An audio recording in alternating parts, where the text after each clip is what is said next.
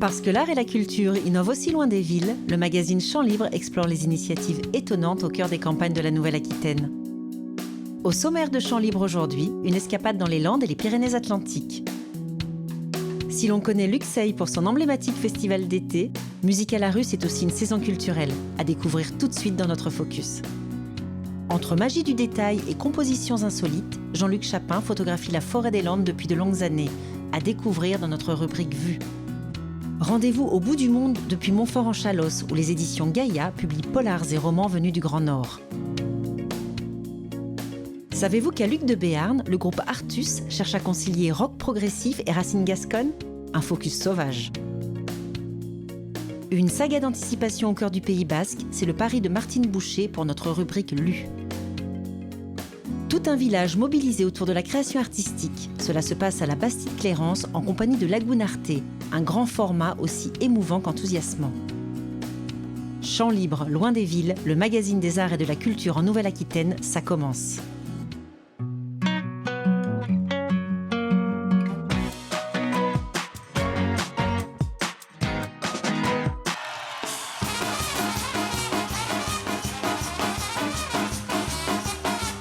La réputation du festival Musique à la rue de Luxeuil n'est plus à faire. 80 groupes, 40 000 personnes en 3 jours dans un village de 700 habitants. Mais à Luxeuil, la culture a aussi une vie le reste de l'année. En ce jour de septembre, le village se retrouve pour la première journée de sa saison culturelle. Il est 11h du matin devant l'église et le spectacle commence. Le projet de Luxeuil est emblématique, tout simplement parce qu'il est cohérent, complémentaire, avec un festival qui est repéré par tous les publics. Et ce festival n'a de sens que s'il y a une proposition culturelle tout au long de l'année. Devant la mairie, à 11h, on assiste à l'ouverture de la saison culturelle 2017-2018, avec une déambulation qui va entraîner les gens dans les rues du village, avec la compagnie Bougrelin de Bordeaux. Mesdames et messieurs, la future défunte. Ah, mon Jean-Claude. Oh, ben si je m'attendais à te voir aujourd'hui. Oui, ça va? Ça te va bien, pas fait comme ça, hein? Et puis t'as enlevé la barbe, c'est mieux, c'est mieux. On assiste à une répétition d'obsèques, puisque c'est des pompes funèbres qui proposent ce nouveau service-là, d'assister à ses propres obsèques. Est-ce que vous vous rendez compte, Madame Guimbert, la chance que vous avez aujourd'hui de découvrir le jour où vous aurez quitté cette terre? Si vous le dites. On va partir pour un parcours commémoratif dans le village, sur les traces de la personne dont on fête les obsèques finalement, dont on fait la répétition des obsèques. Ça nous sert de prétexte aussi pour raconter un petit peu l'histoire du village. Nous marquons à présent une première étape dans cet endroit qui a beaucoup compté dans la vie de Catherine. En effet, c'est ici que Joseph, son mari, lui a demandé sa main. C'est aussi l'attirance délicate de deux corps qui s'unissent et s'accompagnent.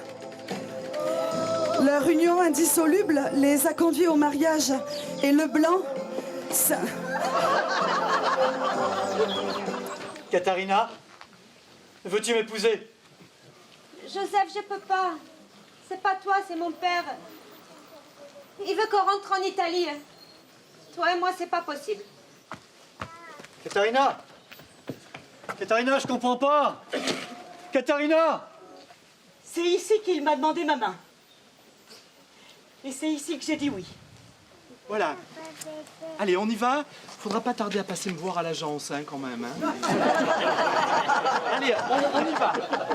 Si le festival est repéré par des publics un peu plus jeunes, le fait de s'adresser au public du territoire, c'est forcément s'adresser à des populations un peu plus âgées, qui vivent là depuis longtemps, mais qui ont des choses à dire, des histoires à raconter, des habitudes, des sourires à échanger. On est vraiment entre imbéciles qui sont nés quelque part.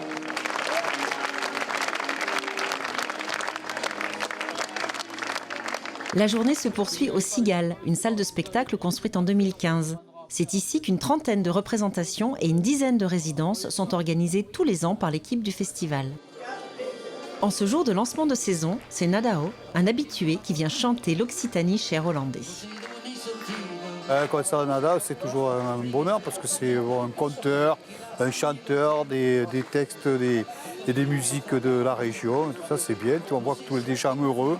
Lui, il a une faconde extraordinaire, donc c'est bien. On passe toujours un moment extraordinaire avec lui.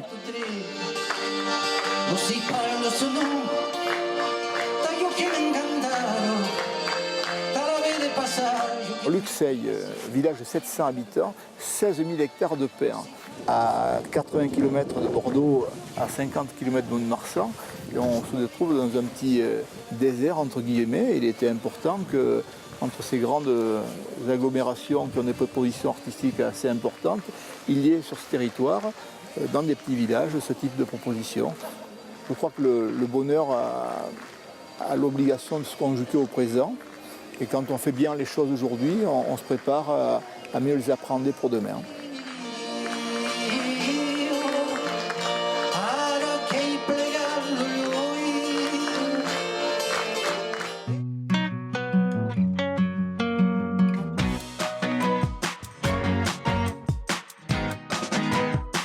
Avec la rubrique Vue, découvrez l'univers d'un photographe. Né à la campagne quelque part dans la Sarthe, le photographe Jean-Luc Chapin dit avoir eu une enfance heureuse au bord de l'eau. De ses années complices avec son élément fétiche, il a bâti une œuvre dans laquelle l'eau est omniprésente. Installé depuis quelques années en Gironde, forcément tout près d'une rivière, Jean-Luc Chapin a beaucoup photographié les Landes. Peut-être parce que l'eau y est partout, que la forêt y possède quelque chose de merveilleux, qu'on y pêche, qu'on y chasse et qu'on y fait cueillette. Autant de sujets dont le membre de l'agence Vue a tiré de magnifiques livres. Pour ce photographe arpenteur, ascendant explorateur, photographier la nature relève de la traque. Une traque qui lui fera découvrir, là une empreinte animale, ici une forme troublante, un peu plus loin une composition inédite. Avec ses images en argentique, Jean-Luc Chapin a développé un travail pictural, se rapprochant parfois de la nature morte, comme dans cette composition avec une bécasse et 2 truites pêchées le matin même. Car en plus d'être un photographe reconnu, Jean-Luc Chapin est aussi un pêcheur passionné. L'eau, encore et toujours.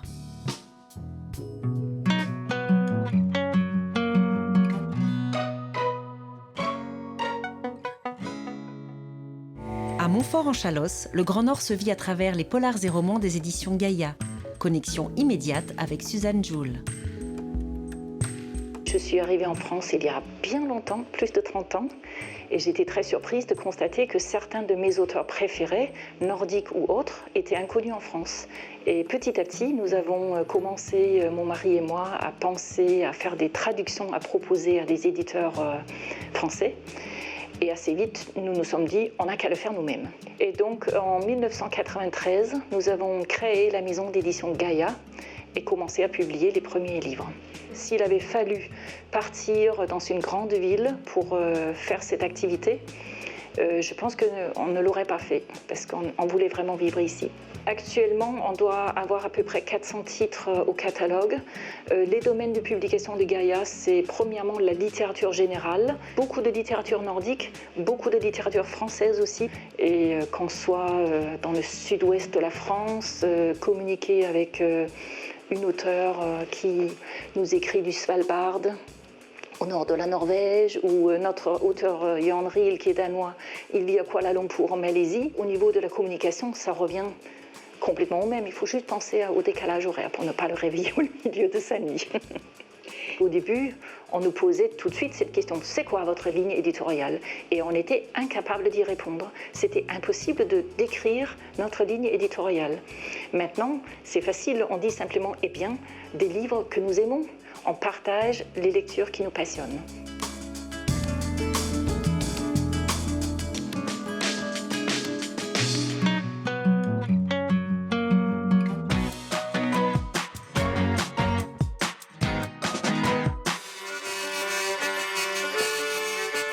On peut être nourri de musique traditionnelle gasconne et interpréter un rock radical. C'est en tout cas le grand écart réussi de Artus, un groupe installé dans le Piémont pyrénéen. Ces musiciens n'hésitent pas à faire se côtoyer vielle à roue et batterie. Côté pile, faire danser dans les balles. Côté face, faire la tournée des lieux rock les plus alternatifs. Au départ, en tout cas pour les membres fondateurs de ce groupe-là, on était des musiciens de bal. Voilà, on faisait danser les gens, plutôt sur du répertoire traditionnel. Et le répertoire qu'on avait à notre disposition dans le patrimoine, c'était du répertoire de la forêt des Landes et le répertoire du Piémont pyrénéen, ici, là, les vallées d'Aspe et d'Ossau, puis tout ce qui est devant le Piémont, quoi. Mais on avait une vie artistique à côté qui était complètement déconnectée de ça. Moi, par exemple, je faisais du rock progressif. À un moment donné, on s'est interrogé sur est-ce que ça serait possible de faire une musique, alors du coup plutôt rock progressif, puisque c'était globalement l'influence qu'on avait au départ. On va dire qu'on avait quand même une tendance à écouter des groupes comme King Crimson par exemple, ou Magma, qui sont encore aujourd'hui des références pour pas mal d'entre nous. On joue cette musique-là à côté, et en même temps, nos instruments trad, c'est comme s'ils n'étaient pas capables de jouer ça, en fait. C'est comme s'ils étaient... c'est comme si nous-mêmes, on les mettait dans une fonction folklorisée, c'est-à-dire dans un truc du passé, et qui ne peut servir quelque chose d'ancien, quoi. À un moment donné, on s'est dit, on va monter un groupe qui va en même temps utiliser cette matière, que ce soit les instruments, cette langue, ces musiques, ces danses. Mais par contre, la musique qui va être développée, elle va être aventureuse, expérimentale, elle va se mettre sur des choses, elle va se mettre en danger, et elle va surtout se mettre en concert.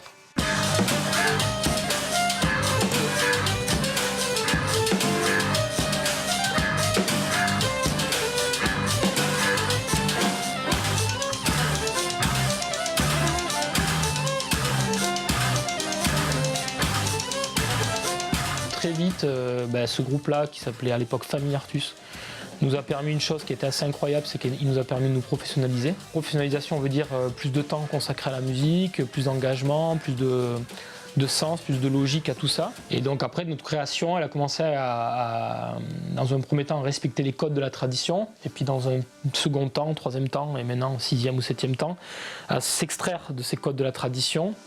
Non pas pour les contredire, mais pour les transcender, quoi, c'est-à-dire aller ailleurs. Et aujourd'hui, notre pratique, elle est toujours sur du rock, mais vraiment de plus en plus rock, de plus en plus radical. Rock de plus en plus radical, comme dans leur dernier album dédié à l'ours, le roi maudit de la lande, le roi déchu de la montagne. L'esbey en occitan, ça veut dire le réveil. Et dans sa totalité, en fait, il raconte le réveil de l'ours. Voilà. Donc la sortie de son hibernation, quand il sort de sa tute.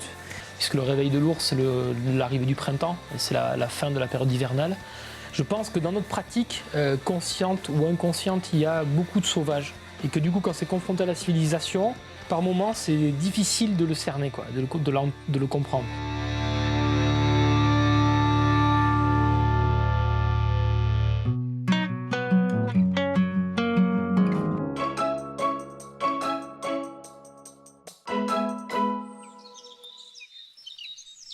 Leur cheminement les avait amenés à se retrouver de nouveau à découvert, et ils marchaient dorénavant sur le flanc de la montagne, non plus en la gravissant au plus court, mais en suivant au travers des grandes étendues de fougères, des chemins tracés par des brebis et des potiocs.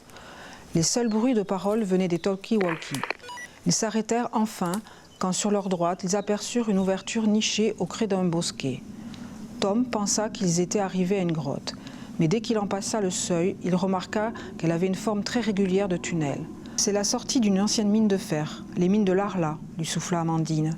« On peut parler ici, les drones ne peuvent rien entendre. » Alors j'ai choisi ce livre parce que c'est un livre d'anticipation qui parle d'un monde futur ou d'enjeux écologiques et sociétaux, mais dans le futur reporté en 2048. L'action se déroule sur Bayonne-Biarritz, mais aussi à l'intérieur, notamment dans le deuxième tome, L'œil de Tartaro, où le héros, enfin le jeune étudiant Tom, est amené à parcourir les montagnes basques et notamment du côté d'Arosa, où il découvre où il va à la rencontre de son père, mais aussi d'un groupe de résistants, voilà, qui s'appelle donc les Cordea, qui est un mot basque qui veut dire les cachés. Martine Boucher est une auteure du Pays Basque, originaire de Muguer, donc une ville à côté de Bayonne. Même si elle est dans le futur, elle ancre quand même son histoire dans la mythologie basque, avec vraiment la culture basque, le fait qu'ils parlent basque, puis entre eux, il y a des phrases en basque dans le livre. Ça peut donner envie de découvrir ces lieux qui sont décrits dans ces deux livres.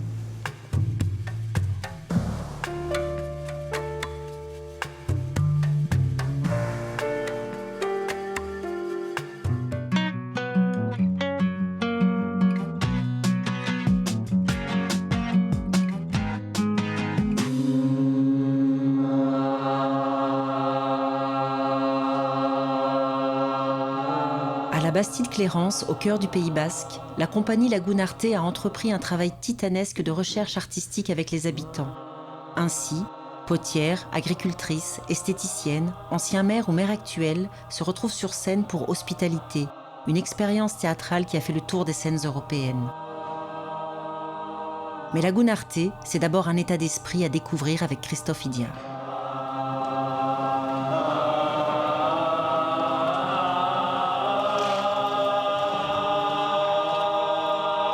On est juste devant l'église là, c'est le premier espace où avec la compagnie on a fait quelque chose dans ce village. Les 700 ans de ce village, une commande qu'on m'a faite et c'est de là qu'est partie toute l'aventure en fait, dans ce village. Voilà.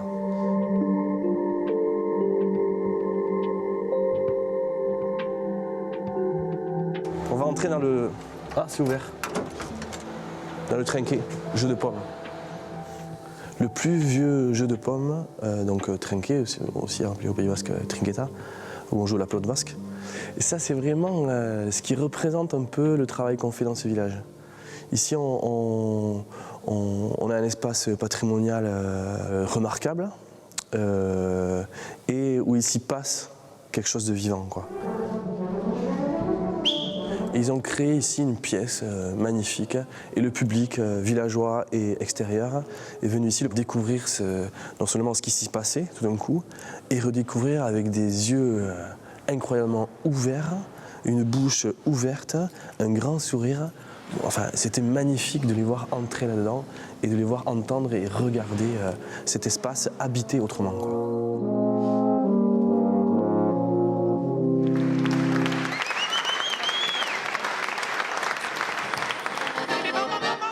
Moi je suis musicien, aujourd'hui chanteur, dans l'oralité, dans la voix sous toutes ses formes, autant la voix parlée, la voix chuchotée, la voix criée aussi, parce que des fois je crois que je suis en colère. Et le chant bien sûr, parce que je suis basque, donc, et ici la voix a une place importante, le chant. J'ai créé des spectacles en lien avec d'autres disciplines, où la voix a une place importante. Le jazz, la musique improvisée, la musique vocale, la musique populaire bien sûr.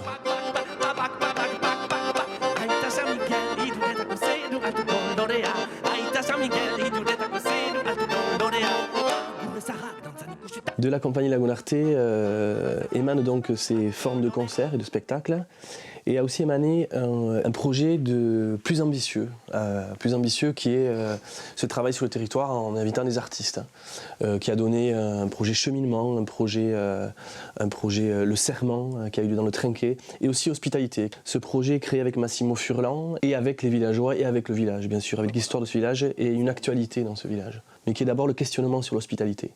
Nous avons visité de nombreux pays, l'Allemagne, la Pologne, le Portugal, l'Italie, l'Espagne et de nombreuses régions de France.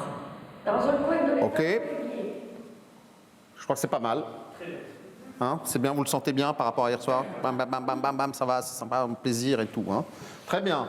L'hospitalité, ça raconte un peu les gens qui habitent la Bastide-Clérance, qui, pour certains, ont créé une association en vue d'accueillir des migrants dans le village. Dans un premier temps, j'ai demandé à Christophe de me faire rencontrer des gens du village, que les gens me racontent leur vie, la vie du village, l'histoire du village. Et il y avait ce fantasme, cette idée du théâtre villageois, enfin, donc de faire du théâtre avec des gens. Comment faire, avec qui faire et pour qui faire. Et qu'est-ce qu'on raconte comme histoire. Nous sommes vraiment très très heureux d'être parmi vous ce soir pour venir vous raconter nos histoires, l'histoire de notre village, nos histoires personnelles. C'est une petite ferme, rouge et blanche, en face de l'église. Ce matin, comme quasiment tous les matins, j'arrive devant cette porte rouge. C'est une des 4 portes de la grange. Je n'ai jamais pratiqué le théâtre, mais... Et je reste toujours amateur, hein, bien sûr. Nous sommes tous des amateurs d'ailleurs. La partie qui nous concerne, la première partie du spectacle, est une partie biographique. Et donc chacun d'entre nous a été amené à écrire sa propre histoire. Et écrire sa propre histoire, moi je ne l'avais jamais fait, c'est quelque chose de très compliqué. C'est avant tout une sacrée aventure. Déjà, à la base, moi ce qui me plaisait, c'est ce projet culturel dans un petit village qui se bagarre un petit peu pour vivre Je pense que ça a pu être un peu thérapeutique pour certains. Moi, je me mets dans le lot. Mais ouais, c'est assez difficile et en même temps, ça nous bouscule un peu, ça nous met un peu en danger et ça fait du bien aussi de partir un peu sans filet. Mon frère est malade. On annonce à mes parents qu'il est myopathe. Et là, moi, je me dis, en fait, son comportement est normal. On leur explique que c'est une maladie qui touche les muscles, qu'elle est transmise par la mère. Et on va nous donner une nouvelle vision de l'avenir. Mon frère ne marchera plus, il ne pourra plus se servir de ses bras, et il sera aidé de machines pour s'alimenter et pour respirer.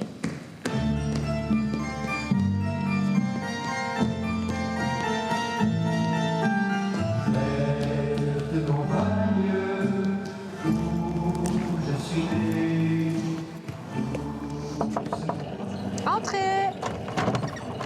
Tina. Salut! Ça va? Ça va et toi? Ouais. Je pensais pas prendre autant de plaisir sur scène en fait. Ouais, l'émotion quoi. Ouais. L'engagement, l'émotion. Je sais pas, t'as presque l'impression d'être une autre personne en fait sur scène.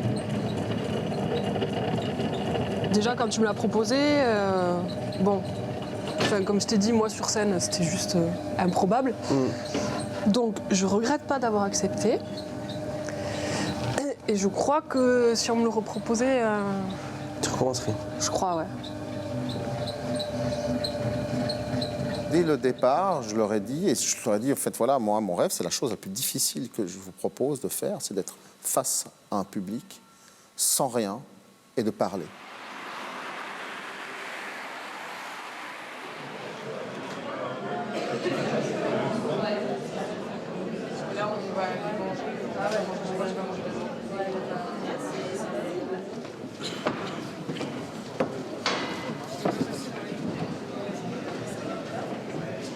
Avec les différents membres du collectif, nous essayons de les accompagner au mieux, que ce soit dans l'apprentissage du français, l'administratif ou tout simplement le quotidien.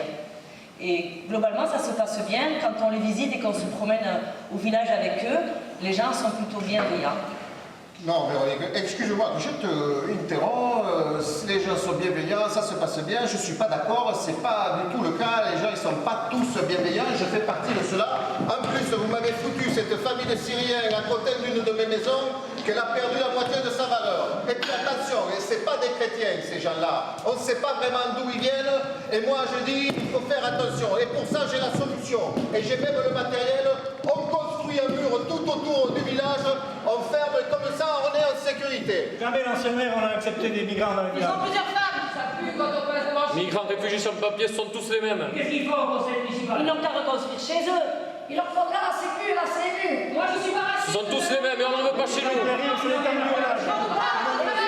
qu'à se débrouiller. Ils n'ont qu'à rester en Grèce ou en Italie, on n'en veut pas chez nous. De toute façon, c'est la faute à Hollande. C'est du théâtre documentaire, du théâtre du réel, je ne sais pas. C'est du théâtre. C'est déjà pas mal. C'est très émouvant. On en ressort avec beaucoup de questions. J'ai l'impression d'avoir assisté à une première, c'est-à-dire le reportage théâtral. J'étais pas du tout préparé à ce spectacle. C'est aussi assez rare que l'art et la vie se rencontrent à ce point. Je pense d'inscrire le théâtre, le texte, la pensée, la musique, la danse. Je pense qu'il faut l'inscrire partout, je pense qu'il faut se battre. Et quand je vois ça, je me dis qu'il faut continuer. J'ai envie de partager avec les villageois, en tout cas, cette hospitalité-là. Cette hospitalité-là.